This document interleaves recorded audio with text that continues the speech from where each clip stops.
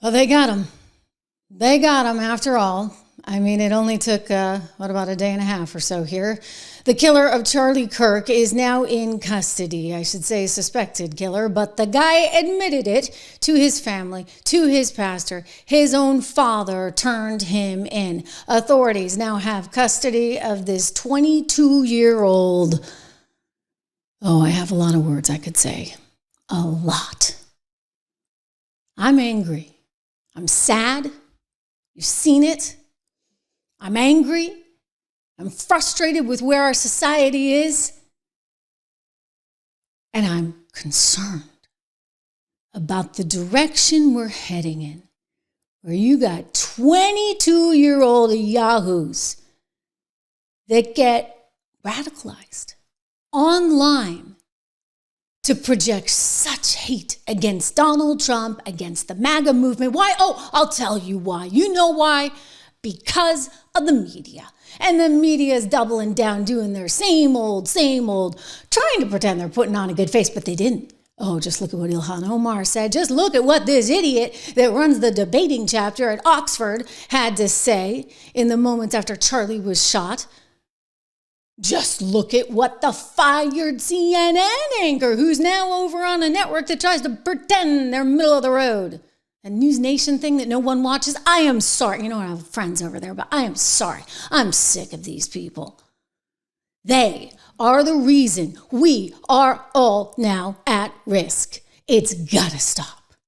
I mean, Bernie Sanders actually coming out and saying the right thing, for goodness sakes. Welcome to the program, everyone. I am Trish Regan. This is the Trish Regan Show. I hope you subscribe. I hope you share. I hope you comment. And I hope you are as fired up as I am right now.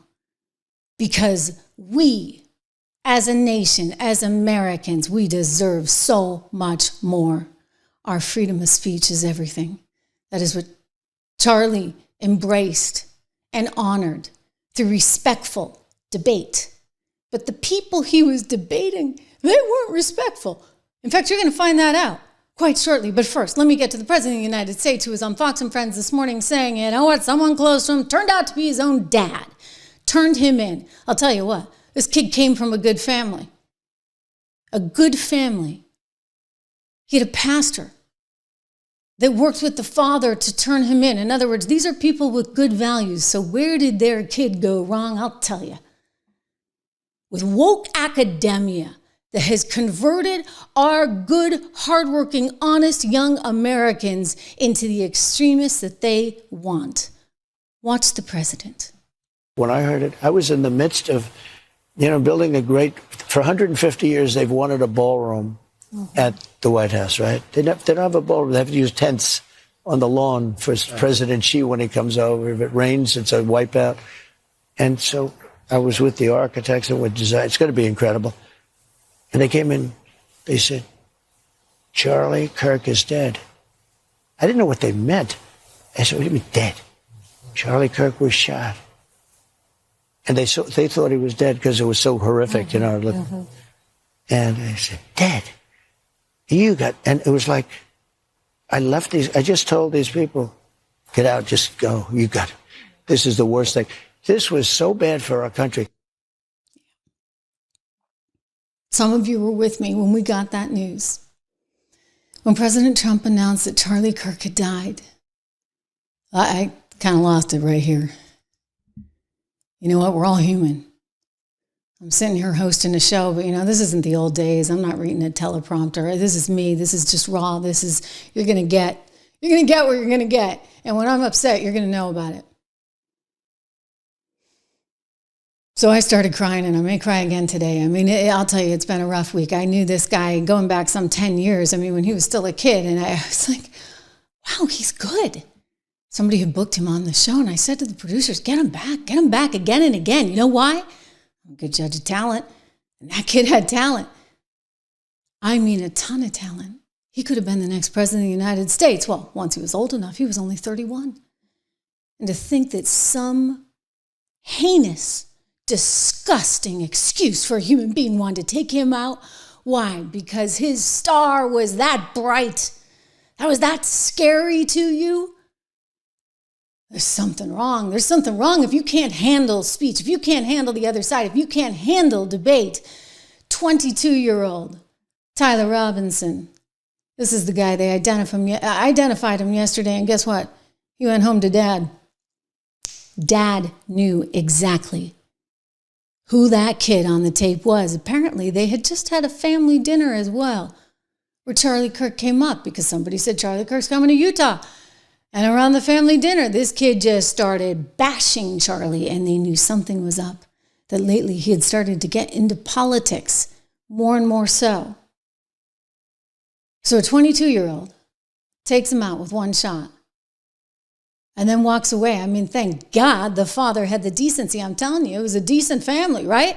Well, people are like, what is the motive? What is the motive? What could it possibly be? We've got to think about the motive. I'll tell you what the motive is. Oh, I don't think you have to think very hard at all. I think the motive is hate. I think the motive is all the extremism that they have been just stashing down our kids' throats, whether it be in school, whether it be online.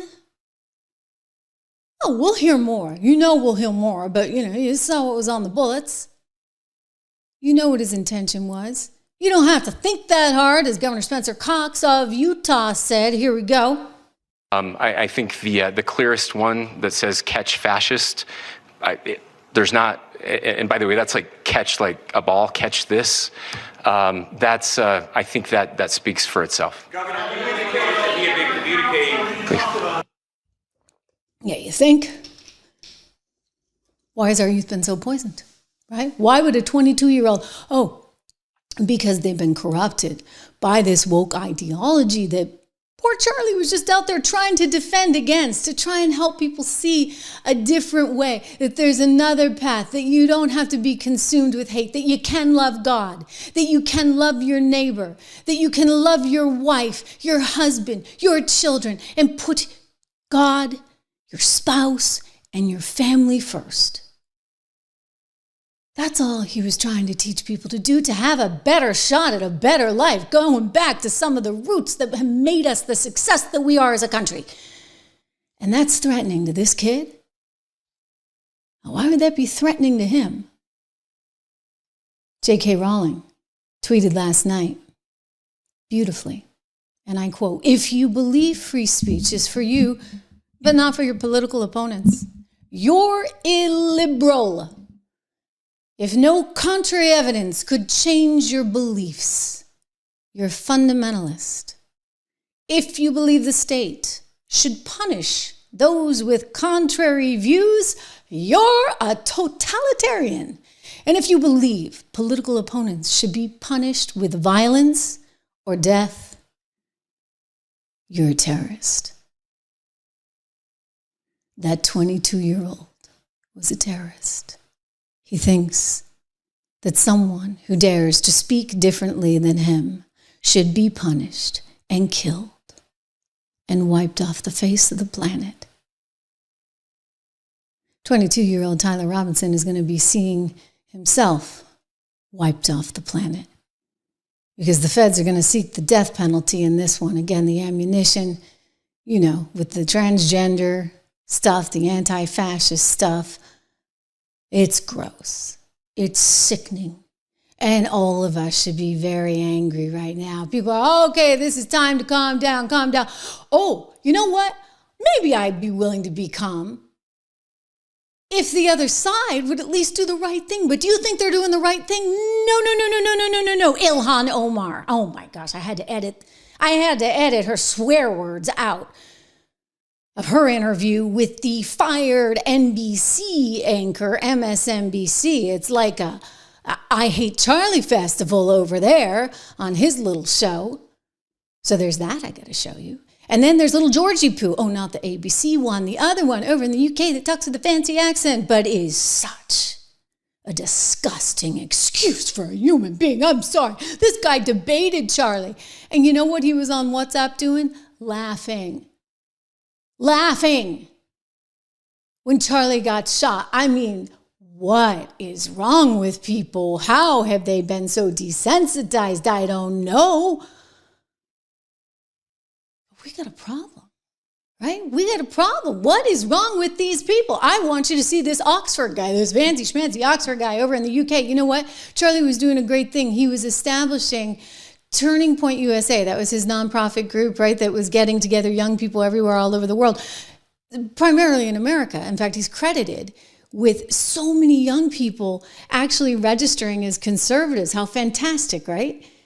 That's a big part of what Charlie was trying to do. And then he was taking it abroad. He went overseas. He was working in the UK trying to do this. Here he is. Here's a picture of him debating this guy at Oxford Union. Now you're like, what is Oxford Union? I didn't know what Oxford Union was, but it's like some debate society, I guess, with Oxford. This Joe Schmo, oh boy, I have words I could say, but you know what? I actually don't like to speak like the likes of Ilhan Omar because she says these words, not Trish Regan. But look at him. This guy. He's the new president of this little debate club. He debated Charlie, actually, on toxic masculinity. You know, Charlie won, so he probably just couldn't take it. That's why he's so damn happy. When Charlie gets shot? I mean, what kind of sick person would be doing that? Well, this guy, little Georgie Poo, he's got some fancy last name. Let me see if I can pronounce it. Because you should know his name. George Abaranye or whatever. He's the Debating Society president. He got voted in June.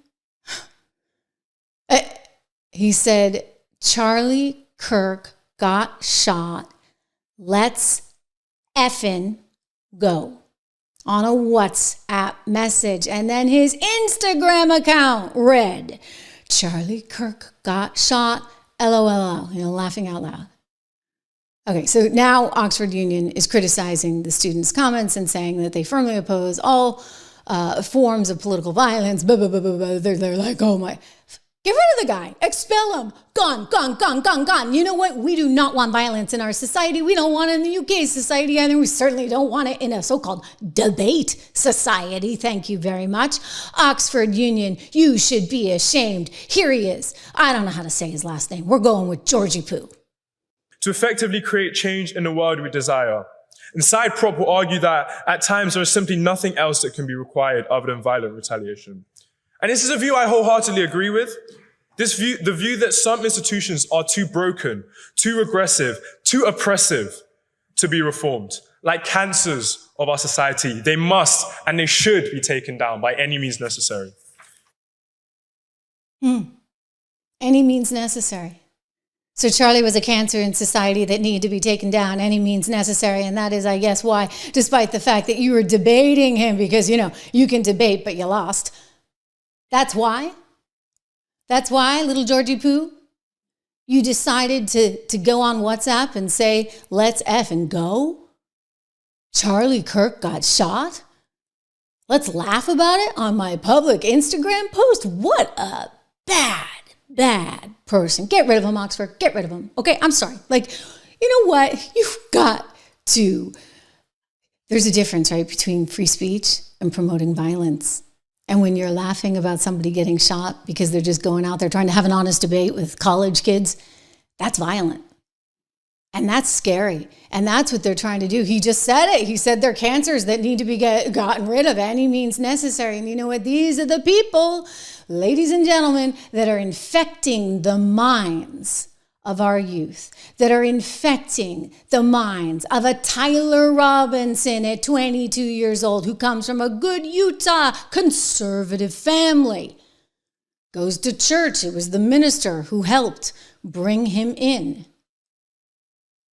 How does someone like that get so twisted? Maybe because they're watching a little too much of the Georgie Poos out there. Well, probably not that guy, but the equivalent that we have in the U.S. Oh, and we have plenty of them. I'm about to get to him. Charlie warned me of this back in 2018. I told you I've known him for a long time, and he used to come on my Fox show. We used to have him on like twice a week at one point. And I remember in 2018, he was on Fox with me after he had just been surrounded by about 50 Antifa people, having his life threatened back then. And he warned of this. This was right after Maxine Waters was like, go find them, go track them down, you yell at them, you do this, you do that. Who is the party that's promoting the violence right now? It is not that hard to figure out, okay? Charlie knew it in 18, watch. Why do you think this is happening right now? What's gone on in our society that is contributing to this somewhat violent, I mean, very, very aggressive streak among some members of the left? Yeah, and this is a trend. You can see it. This is a pattern now. I mean, they did this to Kirsten Nielsen. They did this to Sarah Huckabee Sanders. You remember Steve Scalise got shot last summer. So this is a growing trend against conservatives and outward supporters of the president. I have to attribute it to two main things. First and foremost, the leaders of the Democrat Party do not denounce this sort of behavior. In fact they condone it and they encourage it. Exactly. You have Maxine Waters say, if you see them in a department store, you see them in a restaurant, which we were, find them, create a scene. They followed her instructions to a T. And the second thing is these protesters and these radicals on the left, they have not been able to reconcile that this president is succeeding. They hate Trump more than they love America. They hate this president so much because they thought they were going to have the fundamental transformation of America with the election of Hillary Clinton, and they still cannot reconcile that he's succeeding, cutting taxes, growing the economy, fighting terror effectively, and he wants to go after allies of the president, which is, of course, Candace and I are two of those. It just bothers me that it's so much intimidation that they're using. Intimidation, indeed, right? So Charlie was used to it. He'd been around it for a while. He was warning of it for a while. And think about this. That was 18. Charlie was saying, hey, they're just mad that this president is having all this success. You bet they were mad. Think about how mad they are now. The president's having a lot of success. And so what do? Oh, they talk about how we need war. We need to wage war. I mean, who are these people? I want you to see Dan Goldman, the representative from New York. He's the guy that was carrying Biden's water nonstop, lying through his teeth. And then you got the senator from Connecticut, one Chris Murphy. Disgusting what he said. Listen. Do whatever is necessary in order to save the country. Some in the war right now to podcasters come to their senses and recognize that this is not war. Like we're in a war right now to save this country, and so you have to be willing to do whatever is necessary in order to save the country. Some in the sort of far right, podcasting sphere who make money off this kind of rhetoric. They're talking about war. That there's a war targeting conservatives. That is incredibly dangerous. And I hope these far-right podcasters come to their senses and recognize that this is not war. But wait a second. What did we just hear? What did we just hear from Senator from Connecticut, Murphy? Oh, yeah, this is war. Oh, and I got more where that came from.